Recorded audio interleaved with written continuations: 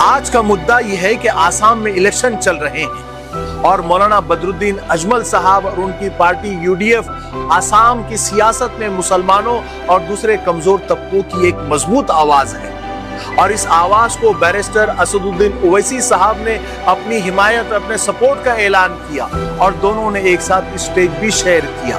لیکن اسی بیچ جمعیت علماء ہند مولانا محمود مدنی نے مولانا بدرالدین اجمل صاحب کو نوٹس تھما دیا کہ اور 24 گھنٹے میں جواب بھی مانگا، اور اس نوٹس میں لکھا ہوا ہے کہ تم نے فرقہ پرست کمیونل جاتی واد پارٹی کی حمایت کیوں لی؟ حالانکہ نوٹس میں MIM کا نام یا اسد الدین اویسی صاحب کا نام واضح طور پر لکھا ہوا نہیں ہے، لیکن سیاسی سمجھ رکھنے والے یہ کہہ رہے ہیں کہ اس سے جمعیت کی مراد اسد الدین اویسی صاحب اور MIM پارٹی ہے۔ اگر اس سے مراد اسد الدین اویسی صاحب ہے تو بہت ہی زیادہ افسوس کی بات ہے، ہم اس کی مذمت کرتے ہیں۔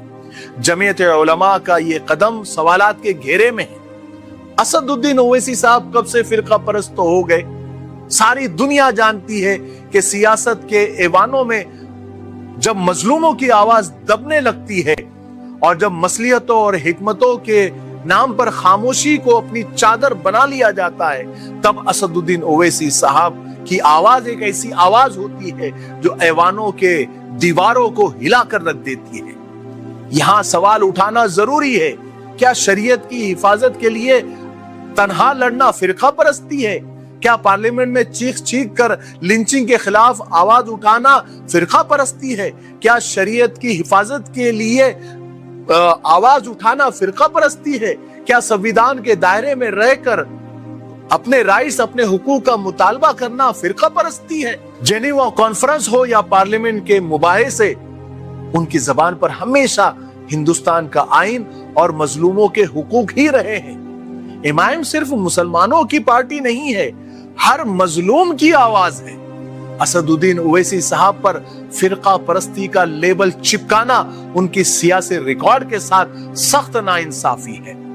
یہ وقت نوٹس بھیجنے کا نہیں تھا، بلکہ اپنے صفوں میں اتحاد پیدا کرنے کا تھا۔ مظلوموں کی آواز اٹھانے والا کبھی بھی فرقہ پرست نہیں ہوتا، بلکہ وہ تو جمہوریت کا اصل محافظ ہوتا ہے۔ بیرسٹر اسد الدین اویسی نے مسلمانوں کو سیاسی یتیمی سے نکال کر خود مختاری کا راستہ دکھایا ہے۔ آسام ہو یا ملک کا کوئی اور گوشہ، اگر حق کی آواز دبانے کی کوشش کی گئی ہے تو تاریخ کبھی بھی اس کو معاف نہیں کرے گی۔ بات سمجھ میں آئی؟